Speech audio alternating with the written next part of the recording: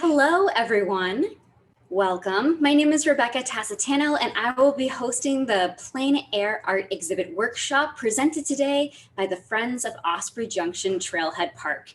This will be a 45 to 60-minute presentation, after which our speakers will answer questions. You'll note that on your Zoom dashboard, there is a Q&A icon at the bottom. When you click on that Q&A icon at the bottom of your screen, a box will appear, and it's here where you can type your questions.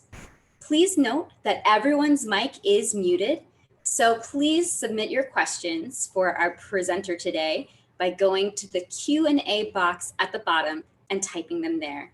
You can submit your questions throughout the presentation, and they will be answered at the 45 to 50-minute mark. Many people have questions about whether this recording will be available after the fact. It will be. Go to the Osprey Trailhead Junction website in order to access this recording after this live presentation. The Friends of Osprey Junction Trailhead Park wish to thank the Gulf Coast Community Foundation for their generous grant, which has made this webinar possible. You can learn more about this fine organization by visiting www.gulfcoastcf.org. Now I have the pleasure of introducing our speakers for today. We will have a critique by Augusto Argandoña. Augusto is well known as an artist that's living in Sarasota. His watercolor paintings are part of private, corporate, and public collections, and he's won numerous awards, including first place and best in show awards in Florida, Western New York, Ohio, and Pennsylvania. Augusto has a distinctive painting style evidenced by his art of local tourist attractions, wildlife, family portraits, houses, boats, and pets. You can visit www.aafinearts.com for more. And our co-host today is Pamela Callender. Pamela Callender is an artist, art curator, and educator having roots to Sarasota from 1972. She's curated exhibitions for Marriott Hotels, Eckerd College, FOJT Art Center, Osprey Junction Trailhead, and independent artists.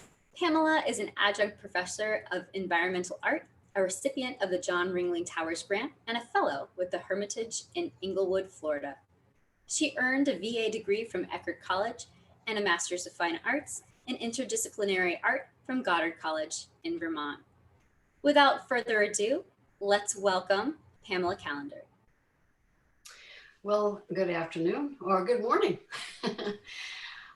Thanks everybody for joining us today. And hello, Gus, to you. Hello, good morning. Yeah. And thank you for presenting your expertise in painting and especially in plein air. I just want to say that the call for artists that I put out was specifically aimed at artists to visit the Osprey Junction Trailhead Park because it's a park whose mission is to keep everything natural, conserve our natural beauty of Florida. So it's a great place, nice and tranquil, and it's a great place to go and paint. So I've asked artists if they would go there and present work that has been done in various locations at the park. So I just want to say that, but we have 6 artists today and 11 pieces. And we're so thankful to have Gus here to talk about all the artwork. And without further ado, we're going to start with our first artist. No, it's not. Okay. With Jordan. So it's all yours, Gus. All right. I have known Jordan for a couple of years, 2 or 3 years now. He and I paint with the other people in the group and the plein air artists of Sarasota. We paint together usually on Wednesdays and sometimes on some Saturdays, but at different locations throughout Sarasota County. Jordan is a very accomplished oil painter, And so let's just look at his painting, and I'm going to talk about that. Okay, this is a very, very good painting. What appeals to me a lot is the use of his brushstrokes.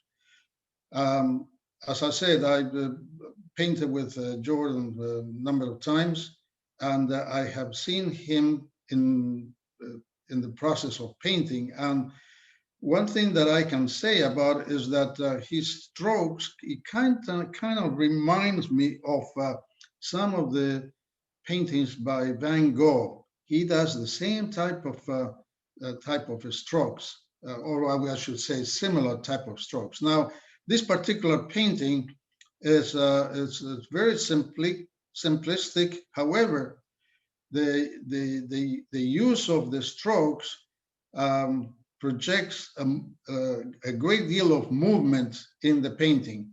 It's very, very good in that way, and the colors are absolutely fantastic because all the colors that he are in the upper part, the lower part, the right and left of the painting are all in the same family of colors. So he used I would say probably a fairly limited palette, and this painting has a good amount of color in the colors that were used, which shows color unity, and that's essential in a painting.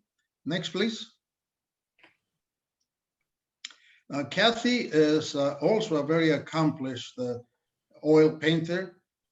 She has been painting for a number of years, and I painted with her with our group and another group that is based in Sarasota. Her painting here, this painting that she did was at the park, and it's a very, very good painting.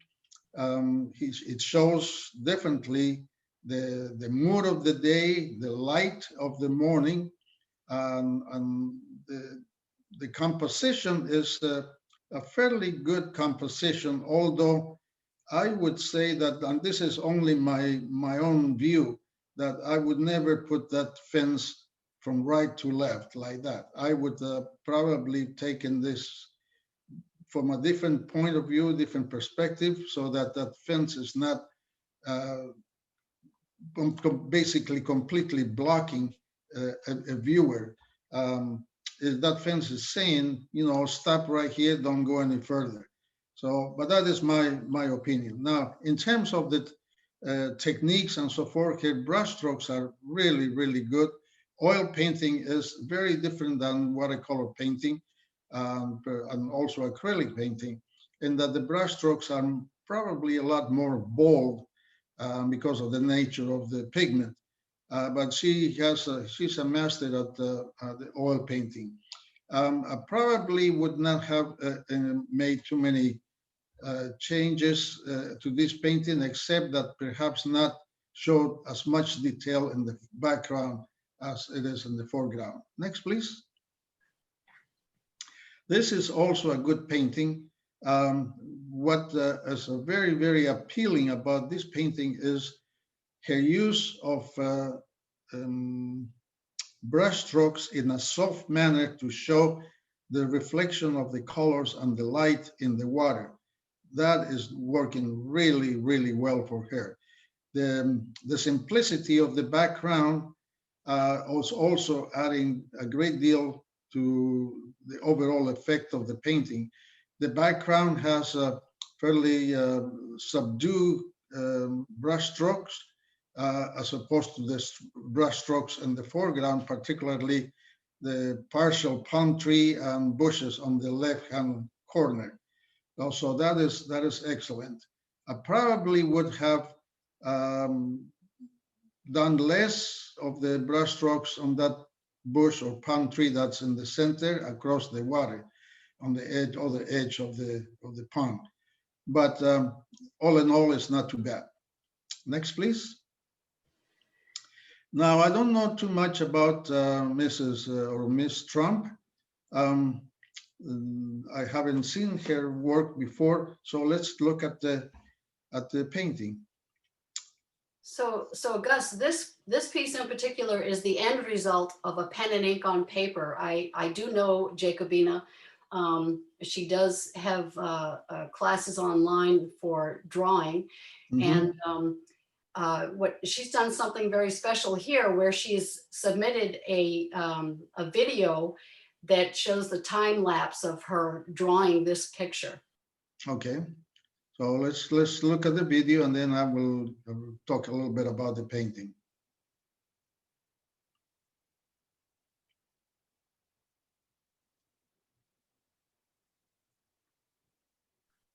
So I see she's using pen, Mhm. and in this well, it's a pen and ink drawing, so Yeah, no mistakes. I mean, she just can't make a mistake, yeah. or if she does, we don't notice it.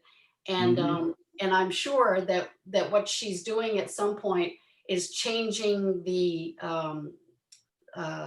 point on the pen to from very fine to medium to large. Yes, I sometimes I use those pens as well, and they come in various points widths.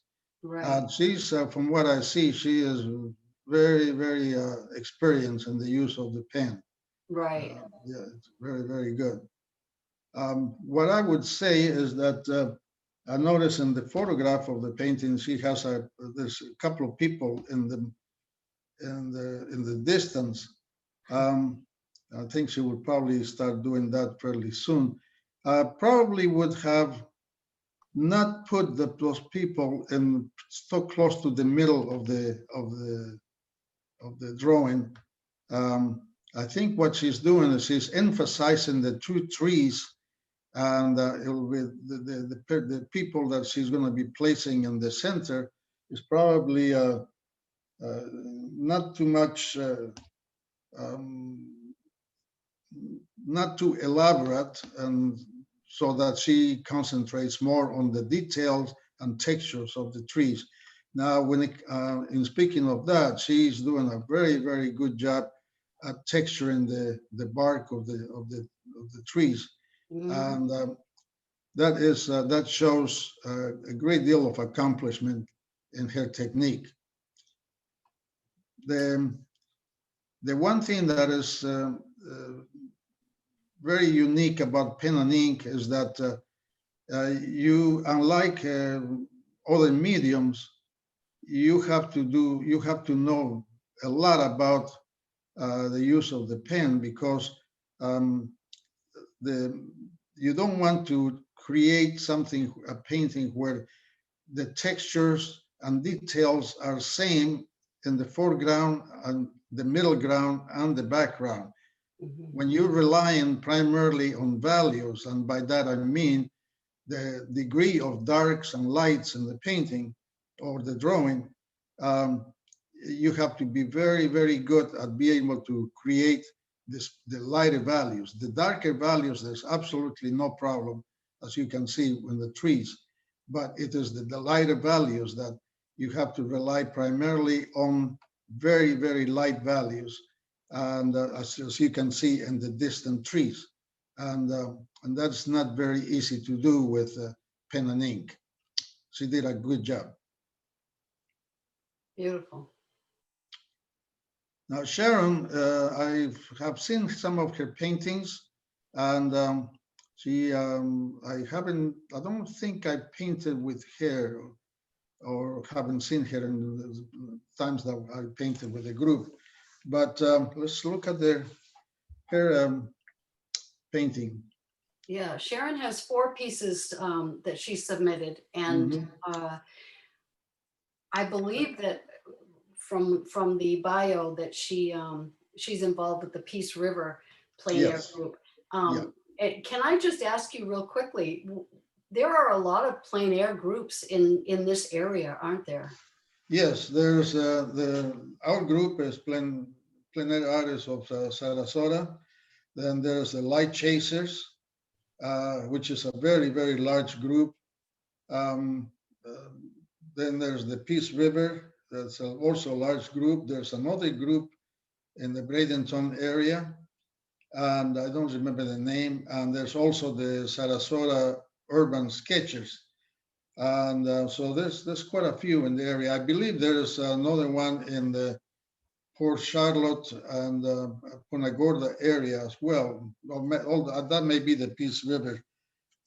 So there are quite a few. Now, this is a very, very interesting painting, and I don't know if this is an oil painting. I think it may be oil or pastel. Well, But when she submitted the pieces, I believe she described them as oil. yeah, okay. Yeah. So regardless, this is a very good painting. And again, just as I was talking about Jordan's painting, she has a very good sense of color and color unity in the painting.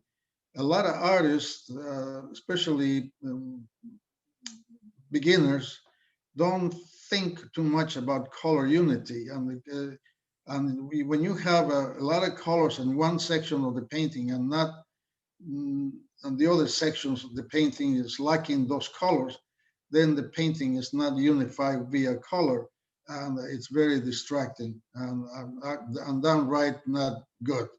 So, but this painting is very good in that respect. Now, I probably would have suggested to her to minimize the value of the colors that she used for the tree trunks in the distance.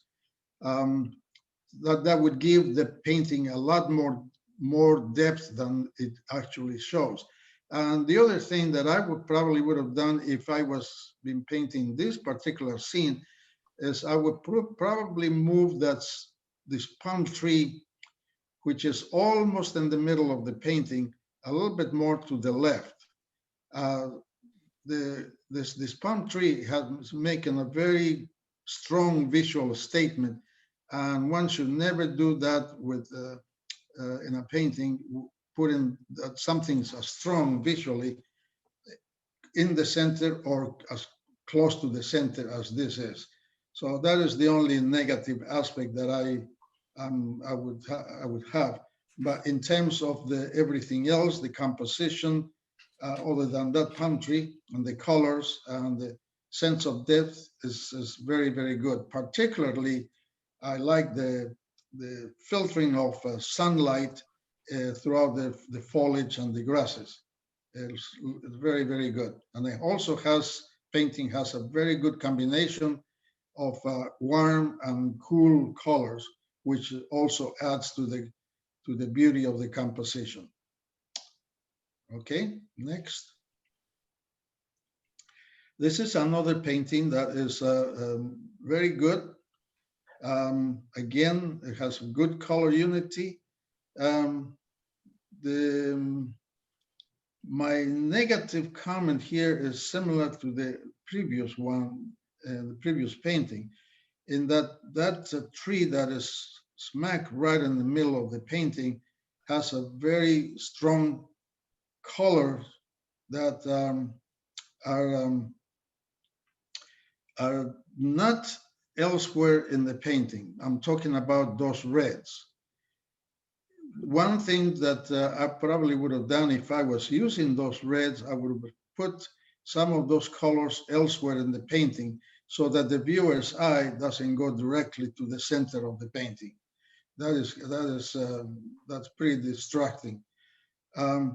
In terms of values, she did a wonderful job, and in terms of colors and the light, showing the sunlight coming from the right is looking very good. The lack of texture in the reflections in the water is good. It shows a little bit of movement in the water without overdoing the stroke. But like I said, everything is looking good here except those red spots right in the middle of the painting. Next, please.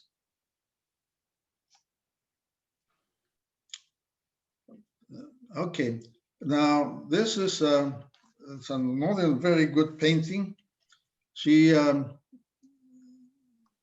using the brush strokes in almost an abstract manner to show the foliage of the trees and on the right hand side of the painting. And then she goes to very bold and almost very detailed strokes for the palm tree on the left hand side of the painting. Both techniques are good. She has a good sense of light and color unity is good.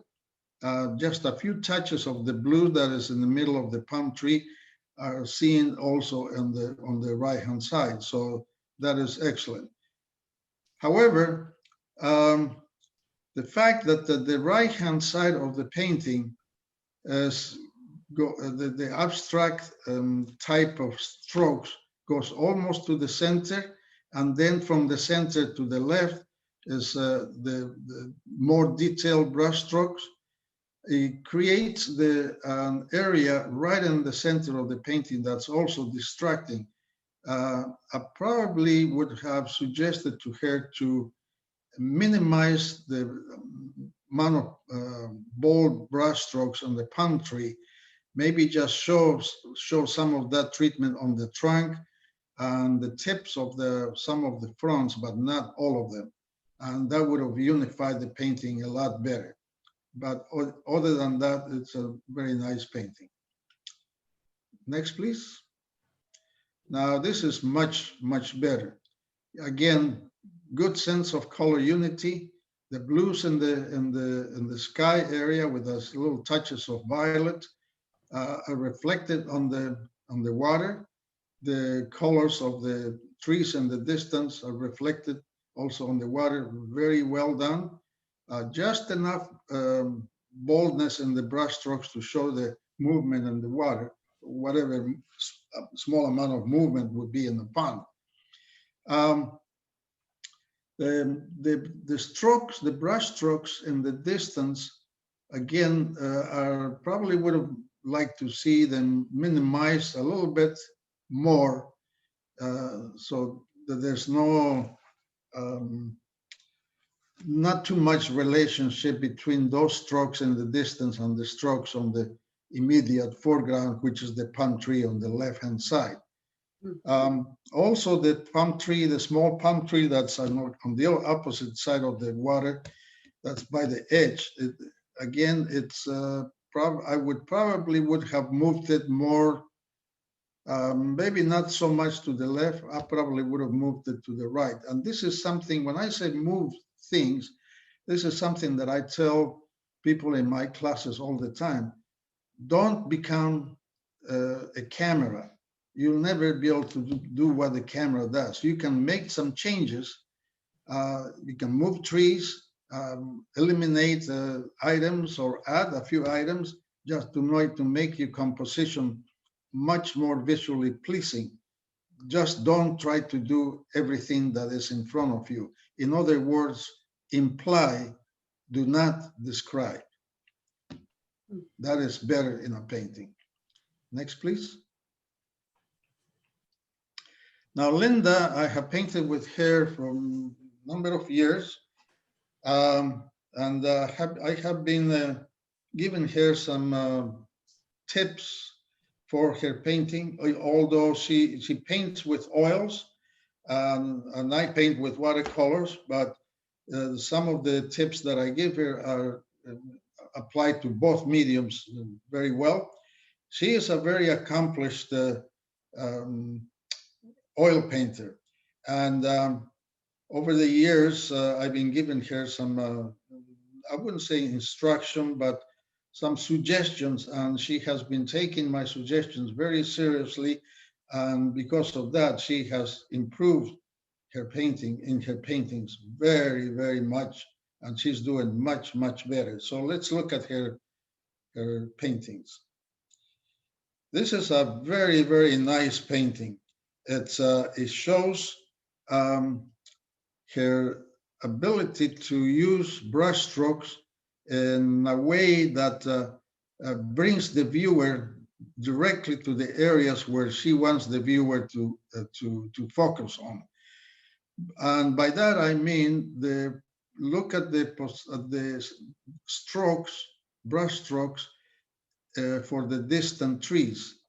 They're very kind of hazy, very soft, and very well done. There's no connection really with lines or strokes or texture between the tree trunks and the foliage. It's all very gradual transition from one color to the other, and that is an excellent way to show distance in a painting.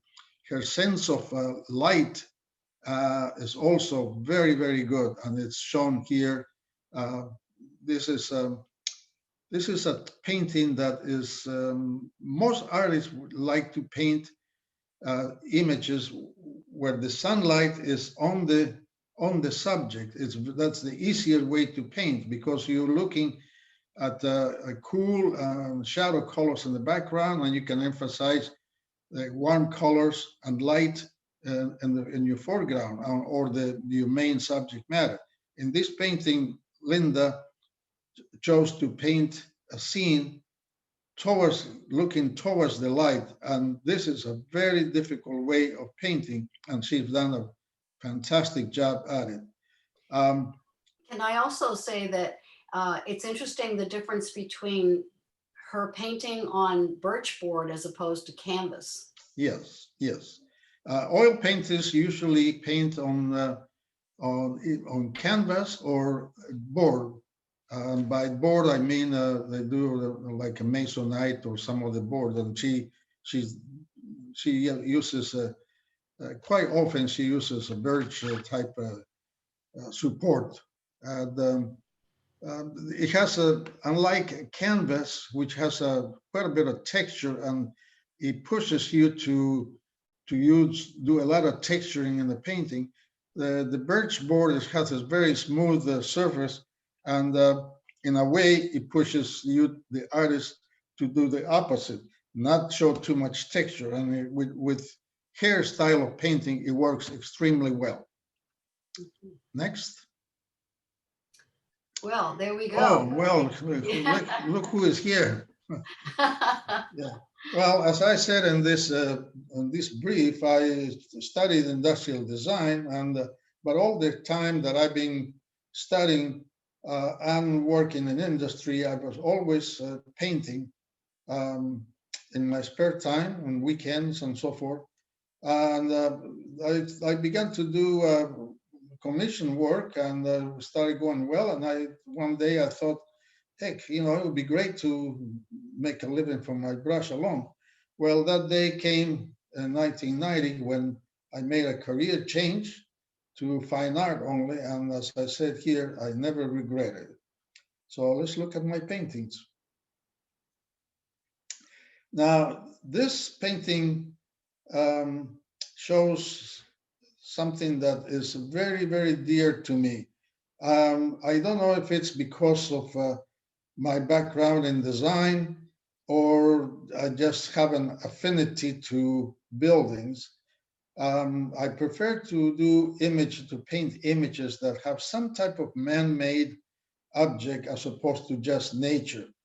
There isn't much in that respect at the park, and as I just arrived, and I was looking for something on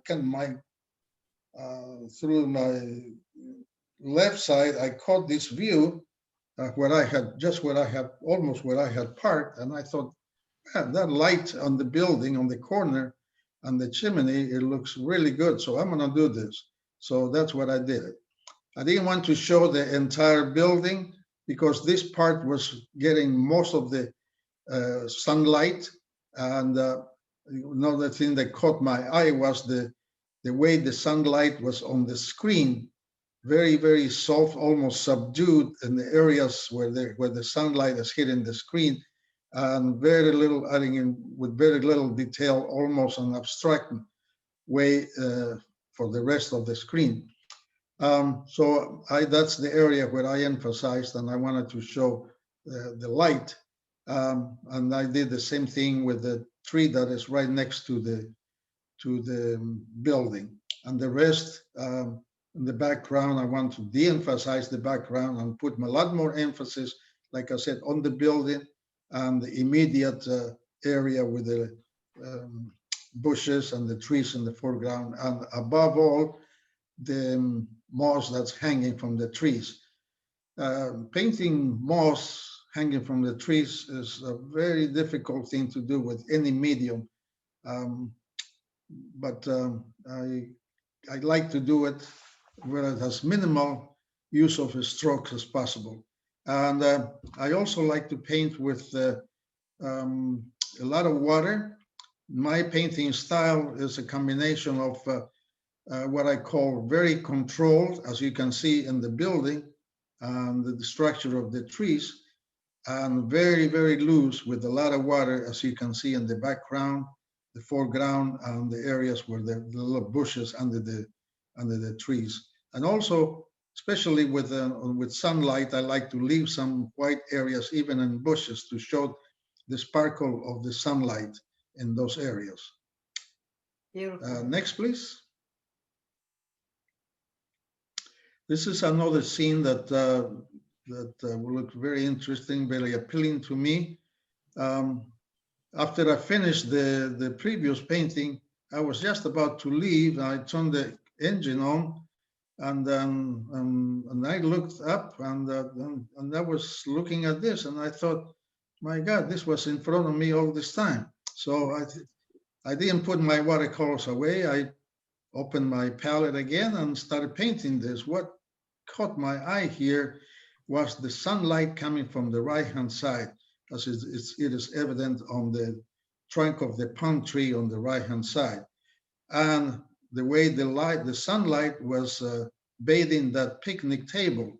So I decided that I was gonna just leave pretty much the upper surfaces of the table white, and with a very few medium to dark value brush strokes define the rest of the table very minimally, and concentrate on the value of the colors behind the table, emphasizing the dark areas in the foreground for the shadow areas, in contrast with the light that's hitting the grasses, the pond, and the distant shore. And then I'm minimizing the brush strokes for the distant trees and emphasizing my brush strokes for the things that are at close range. That is, again, fairly controlled type of painting for the areas in the foreground, and very, very loose and watery type of painting for the background. That works very well for me. Well, we couldn't have had this exhibition and your presentation without showing some of your work, your watercolors, and just spectacular. I'm not known as a painter, but I'm inspired to go outside in my own yard and just start painting, just start drawing or painting in plein air. Yeah, absolutely. You should do that. Yeah. Sometimes you don't have to go beyond the limits of your property to find excellent subject matter. It's true. And to be out in nature, it gives you a whole different perspective than drawing or painting in the studio from a photograph. It gives you so many options. I noticed a lot in all of these paintings, the rapid movements that you must do while you're out there, considering the change in temperature, the change in sunlight. A leaf might drop and that you were concentrating on painting. I mean, any number of things could happen while you're out there in nature that would, so I would imagine you'd have to be very fast. And particularly with watercolors, with oils, pastels, or acrylics, you don't have to be really fast, because you can always make some changes, just scrape it off and add a little bit of white and continue painting. True. With watercolors, you do have to paint a lot faster, because once the pigment is on the paper, that's it. So That's it. all your planning has to be done ahead of time. Unlike like I say, oil painting, for example, where you can plan all the way through the finish of the painting. With watercolors, that doesn't happen. And particularly with watercolors, you, in addition to the light that's moving, you have to contend with humidity and sometimes a little bit of rain. Rain doesn't affect oil painters that much, but watercolors, yes. Yeah, I would imagine. And I also noticed that most of these paintings are relatively small size. Yes, well, the most of them are like, for example, my paintings are about 7 inches by 10 inches. That's about the size that most people that do plein air painting use, especially oil painters. So now Jordan likes to paint on larger formats. I think most of the time he paints on canvases that has 16 by 20 or thereabouts. Um, the other artists prefer the smaller formats. Sometimes I paint on a um, 11 by 15 or maybe 18 by 24, but for the most part, because of the light moving and so forth, I like to keep it small. Yeah, that was going to be my question. Is it because of time? Yes. Well, actually, I don't know if this works well the same with other mediums, but with watercolors, what I find is that actually the larger the format, the easier it is to paint, because I can use a larger brush and I can do much faster movements of my arm and cover a large swath of the paper in 1 or 2 strokes, whereas in a smaller painting like 7 by 10, I have to use a smaller brush and it's a little bit more labor intensive.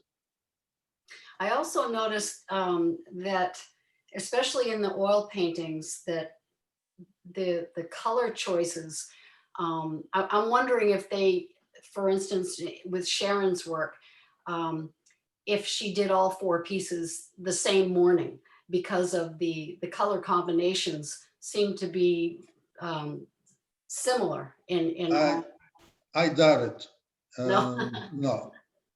She may have been able to do 2 paintings and probably started around 9 and probably finished around 2 o'clock, maybe a little or further than that.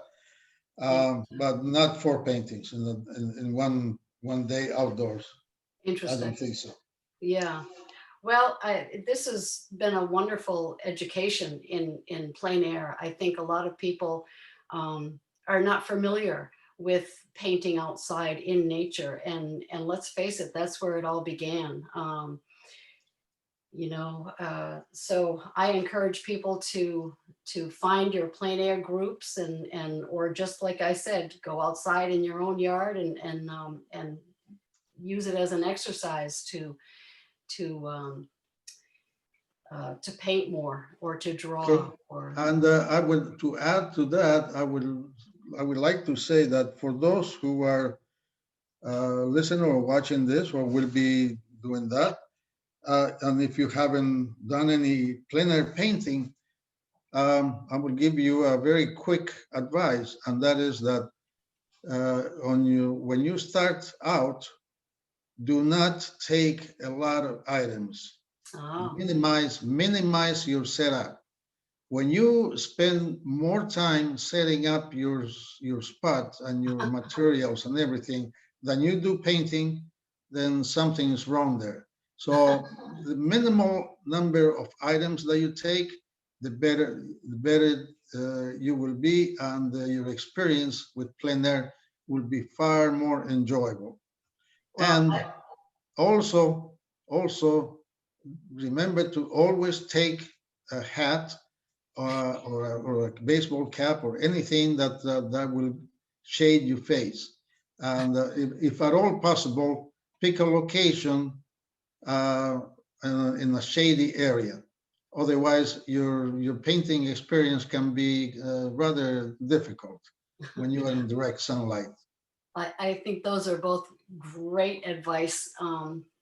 And thank you so much. This has been a wonderful presentation. Thank you. I have one question from a viewer. Yes. And she would like to know, what materials do you suggest for a new plein air painter?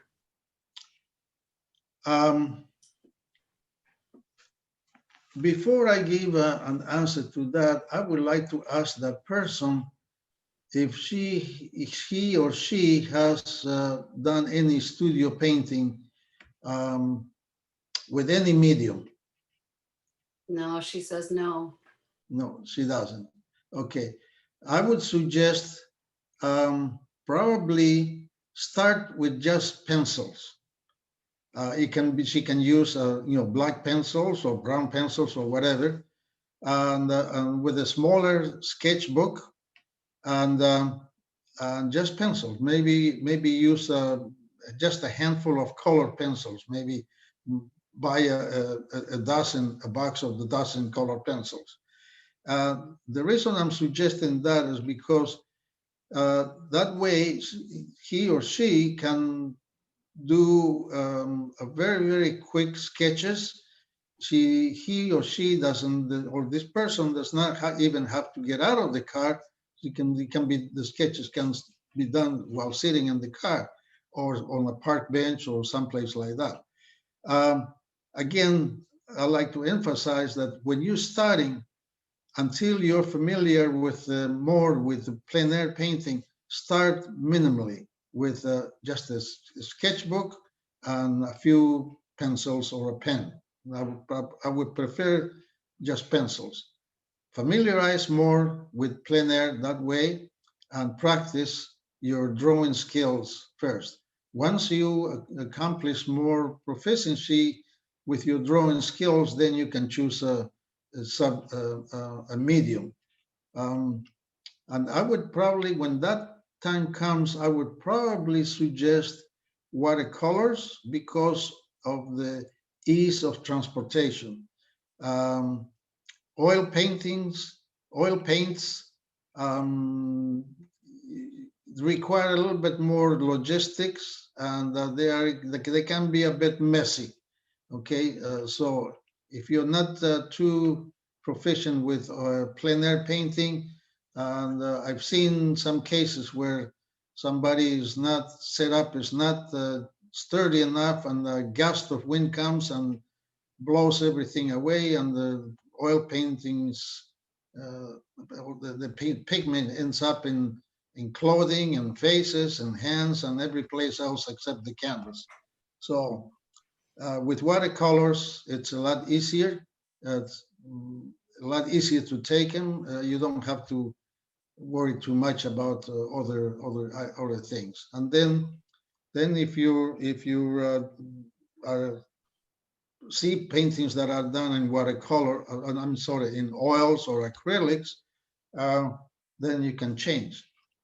However, with acrylics, you also have to contend with the one major factor, and that is that acrylics dry really fast. So you have to paint faster also with acrylics, and always keep misting the pigments on the palette. Otherwise, they dry up and they are no good. And likewise, the same thing has to be done with your brushes. They have to be kept moist at all times. Never let the acrylics dry up in your brushes.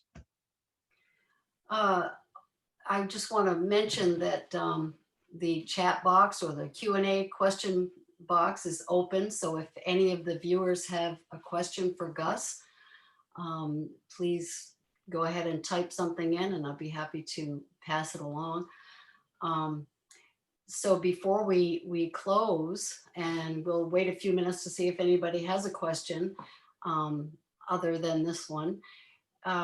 Your favorite tool to use when painting? Now, I would imagine that would be a paintbrush, but do you tend to use the same size brushes, or do you have? I use different size of brushes.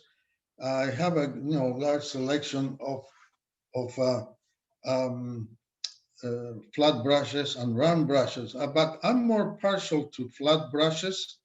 I do much better with. I can do just about everything with a flat brush. Um, and in fact, in many times I can do an entire painting, regardless of the size of the paper, with just one brush. That's about a 2-inch wide flat brush. Mm. I would, for people that are beginning, again, I would suggest to take maybe a couple of flat brushes, a 1-inch, and maybe one that's a 1/2 inch, and a couple of round brushes, maybe a number 10 round and a number 6 or 4, probably a 4 round, and then just try those brushes and become a little bit more proficient with those brushes before you start venturing into other sizes of brushes, because when you paint with watercolors, by nature, you're using a lot water, and the watercolors don't look good when you're using more pigment than water. You have to use a very, what I call a happy medium between uh, water and pigment, okay? Now, if you have an excess amount of water in the brush, it can become very frustrating. So just a 50-50 ratio of water and pigment in the brush will do just fine. And that's regardless of whether you're using a flat brush or a round brush. Okay. Generally, for beginners, I would suggest, like I said, a couple of flat brushes, a couple of round brushes, and use the flat brushes to paint the skies, large areas of grassy areas, or roads, or sidewalks, or walls, and then use the round brushes to do a little bit more of the detail, especially in foliage and tree trunks, branches, flowers, things like that. Good advice. I know that the plein air groups travel to different locations often. I'm sure to be inspired. Uh, and I just want to say that the Osprey Junction Trailhead is open to anyone who wants to come and visit the grounds. The visitor center, the building itself is not open yet, obviously because of the pandemic, Mm-hmm. but the grounds are open for anyone to come and practice or paint anytime they would like. Um, and in saying that, of course, we're right on the Legacy Trail too. So Yeah. you have bike access, or if you want to paint Legacy Trail, that would be an inspiration. But also wondering, do you have a favorite place? And it's another question from a viewer. Do you have a favorite locality that you like to, that inspires you? Uh, other than the park? Yeah. Yeah, I well, this is I'm glad you asked that question, and a lot of people that are listening to this will probably um, wonder. But one of my favorite places to paint is alleys. I find alleys to be a wonderful locations to paint. The subject matter is not the best, and most people probably would not hang a painting of an alley over the couch or a bedroom. But to me, painting alleys is a wonderful source of inspiration, because there's a lot of textures that actually the messier, the dirtier, the more dilapidated the alley, the better I like, because the amount of textures and colors that I can use, and to show, especially when there's puddles of water. I love to paint alleys or any scene right after a rainstorm, because everything is just bright and crisp. I also, like I said during the presentation here, I like to paint um, any area, any image that has a man-made object, preferably buildings. I love to paint street scenes. Especially, I like to paint old buildings. I don't care too much for new buildings because they kind of sterile, where they don't have the character that an old building or an old house has. And Sarasota uh, has a wonderful source of old houses, and I wouldn't say as old as houses that you would see in the northern areas of the country, but houses that from the 40s, 50s, 60s. Um, they are wonderful sources to me for subject matter.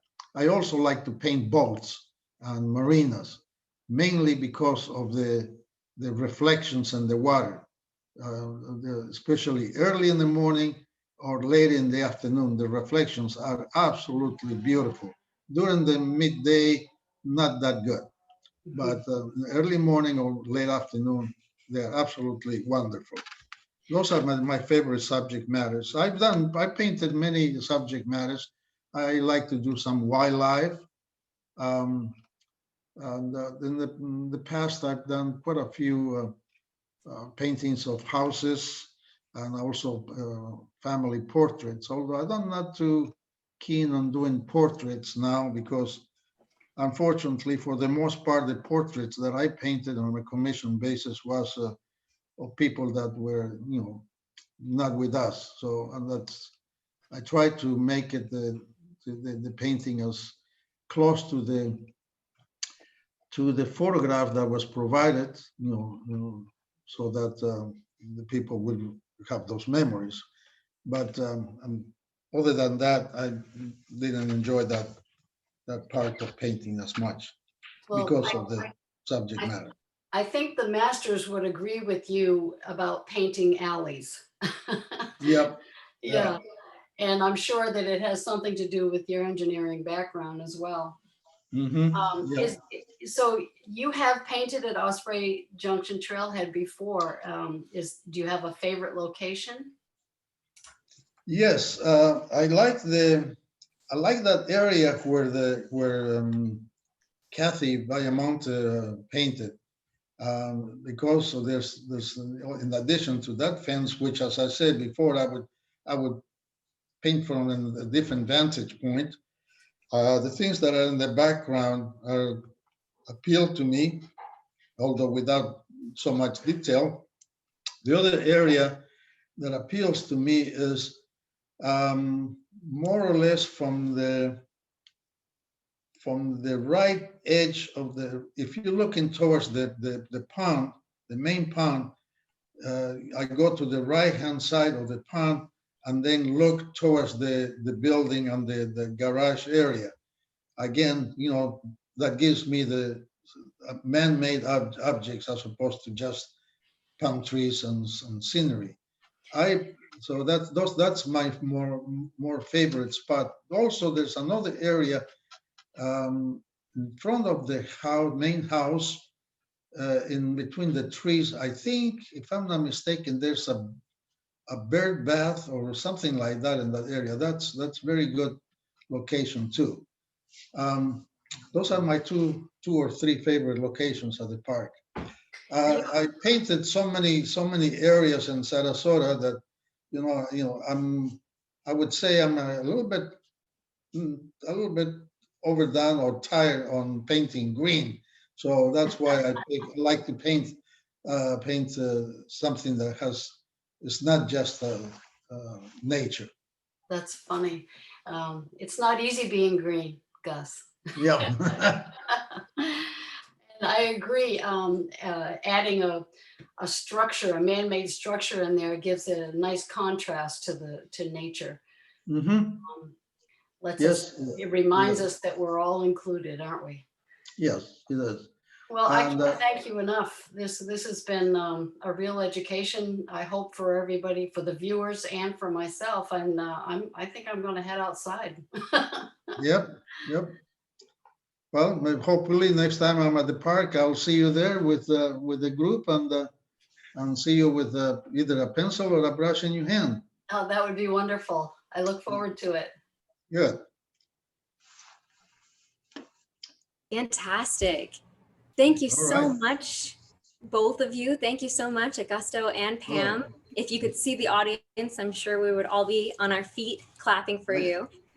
Thank you. It's Thank you been very such much. a pleasure to be sitting in my house, but be able to explore a virtual museum with Mhm. such talented and knowledgeable people. So thanks so Well, much. thank you. Thank you. It was a pleasure to get to know you too. And that's about all the time that we have for today. So thank you so much again to our speakers and especially to our audience for joining us. As a reminder, you can find this presentation on our YouTube channel, Friends of Osprey Junction Trailhead. We come back 1 week from today with another presentation. It's entitled Birds of Three Sarasota Habitats. The session is 1 hour and it's slated for next Wednesday, November 4th at 11 a.m. Visit www.ojtfriends.com/webinars for more information and to register. Thanks again. I'm Rebecca Tasetano, representing the Friends of Osprey Junction Trailhead Park. Hope that you have a wonderful day, and we'll see you next time. Thank you.